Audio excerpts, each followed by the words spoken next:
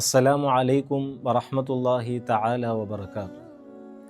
ഒരിക്കൽ ഹബീബായ തങ്ങൾ സല്ലല്ലാഹു അലൈഹി വസല്ലമ തങ്ങൾ സഹാബത്തിനോട് പറഞ്ഞു കൊടുക്കുകയാണ്, സഹാബ, നിങ്ങൾക്ക് ഞാൻ അള്ളാഹുവിൻ്റെ കോടതിയിലേക്ക് കടന്നു ചെല്ലുന്നവരുടെ കൂട്ടത്തിൽ ഏറ്റവും വലിയ ദൗർഭാഗ്യവാന്മാർ, ഏറ്റവും വലിയ ഭാഗ്യദോഷികൾ ആരെന്ന് ഞാൻ നിങ്ങൾക്ക് പറഞ്ഞു തരട്ടെ?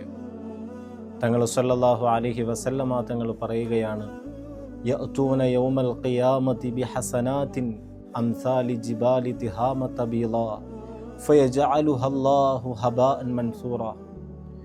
നാളെ പടച്ചതമ്പുരാൻ്റെ കോടതിയിലേക്ക് ചില ആളുകൾ കടന്നു വരും.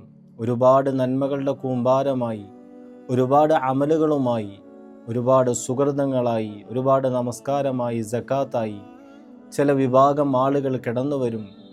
ഫയജഅലുഹ അല്ലാഹു ഹബാഅൻ മൻസൂറ. പക്ഷേ അള്ളാഹു സുബ്ഹാനഹു വ തആല അവരുടെ അമലുകളിലേക്കും നന്മകളിലേക്കും ഒന്നും നോക്കാതെ അള്ളാഹു വിതറപ്പെടുന്ന ധൂളികളാക്കി അവരുടെ നന്മകളെ വലിച്ചെറിയും സഹാബത്തെ എന്ന് പറയുമ്പോൾ സദസ്സിലുണ്ടായിരുന്ന മഹാനായ സൗബാൻ റളിയല്ലാഹു തആല അൻഹു പ്രവാചകനോട് ആശ്ചര്യത്തോടെ അത്ഭുതത്തോടെ ചോദിക്കുകയാണ്, യാ റസൂലല്ലാഹ്, അള്ളാഹുവിൻ്റെ പ്രവാചകരെ, ഞങ്ങളെല്ലാം ഞങ്ങളുടെ ജീവിതത്തിൻ്റെ അഭിലാഷമാണ് ഒരുപാട് നന്മകളും സുഹൃതങ്ങളും സക്കാത്തും ദാനധർമ്മങ്ങളുമായി അള്ളാഹുവിനെ കണ്ടുമുട്ടണമെന്നുള്ളത് ഞങ്ങളുടെ ജീവിതത്തിൻ്റെ വലിയ അഭിലാഷമാണ്. പക്ഷേ എന്തുകൊണ്ടാണ് അവർ സ്വർഗത്തിലേക്ക് കടക്കാത്തത് എന്ന് അള്ളാഹുവിൻ്റെ റസൂലിനോട് ചോദിക്കുമ്പോൾ മഹാനവറുകൾ അവിടെ നിന്ന് പറഞ്ഞു കൊടുക്കുകയാണ്, ഇദാ ഖലൗ ബി മഹാരിമില്ലാഹി ഇൻതഹഖൂഹ. സഹാബത്തെ, നിങ്ങളുടെ നോട്ടത്തിൽ ഒരുപാട് നന്മകൾ ചെയ്യുന്നവരായിരിക്കാം, ഒരുപാട് നമസ്കാരം, ഒരുപാട് ഹജ്ജ്, ദാനധർമ്മങ്ങൾ ചെയ്യുന്നവരായിരിക്കാം.